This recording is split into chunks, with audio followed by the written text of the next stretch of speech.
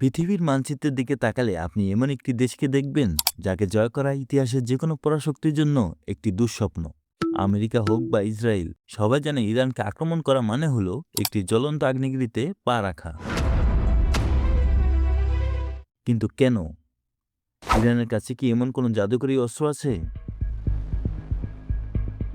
না, তার সবচেয়ে বড় অস্ত্র কোনো মিসাইল নয়, বরং তার নিজের মাটি।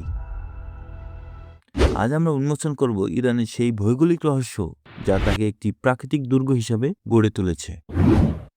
ইরানের পশ্চিম সীমান্ত জুড়ে দাঁড়িয়ে আছে বিশাল জাগ্রস পর্বতমালা। 1500 কিলোমিটার দীর্ঘ এই পাহাড়ের দেয়াল ইরাক এবং তুরস্ক থেকে ইরানকে সম্পূর্ণ আলাদা করে রেখেছে। আধুনিক ট্যাঙ্ক বা সাজোয়াজান এই খাড়া পাহাড় বেয়ে উঠতে পারে না। ইতিহাস বলে আলেকজান্ডার থেকে শুরু করে সাদ্দাম হোসেন সবাই এই পাহাড়ের কাছে এসে তাদের গতিরোধ করতে বাধ্য হয়েছিল। এই পাহাড়ের প্রতিটি ভাঁজে ইরান তৈরি করে রেখেছে তাদের আন্ডারগ্রাউন্ড মিসাইল সিটি।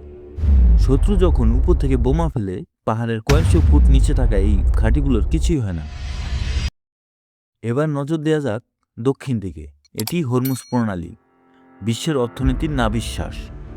মাত্র 39 কিলোমিটার চওড়া এই জলপথ দিয়ে প্রতিদিন পৃথিবীর 21% তেল পরিবাহিত হয়। ইরানের ভূগোল তাকে এমন এক জায়গায় বসিয়েছে যেখান থেকে সে চাইলে পুরো বিশ্বের তেলের সরবরাহ বন্ধ করে দিতে পারে। কোনো দেশ যদি ইরানকে আক্রমণ করার চিন্তা করে, তবে ইরান এই পথটি ব্লক করে দেবে। ফলাফল, বিশ্বজুড়ে তেলের দাম আকাশচুম্বী হবে এবং কয়েক সপ্তাহের মধ্যে ভেঙে পড়বে বৈশ্বিক অর্থনীতি। এটি ইরানের সবচেয়ে বড় ব্ল্যাকমেইল কার্ড। ধরা যাক কোনো শত্রু পাহাড় ডিঙ্গিয়ে ভেতরে প্রবেশ করলো, তাদের জন্য এরপর কি অপেক্ষা করছে জানেন? সামনে পড়বে দাস্তে কাভির এবং দাস্তে লুট, পৃথিবীর অন্যতম উত্তপ্ত ও লবণাক্ত মরুভূমি। এখানে নেই কোনো পানি, নেই কোনো রাস্তা।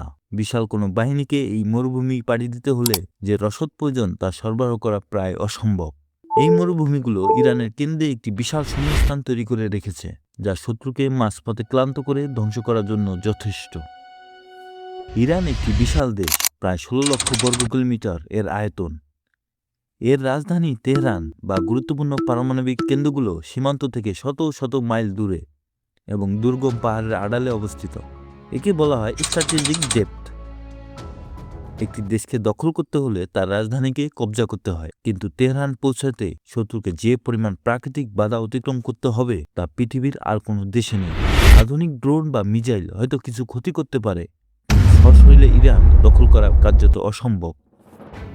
ভূগোল কোনো দেশকে সম্পদ দেয়, আবার কোনো দেশকে দেয় নিরাপত্তা। ইরানকে প্রকৃতি দিয়েছে এক দুর্ভেদ্য ঢাল।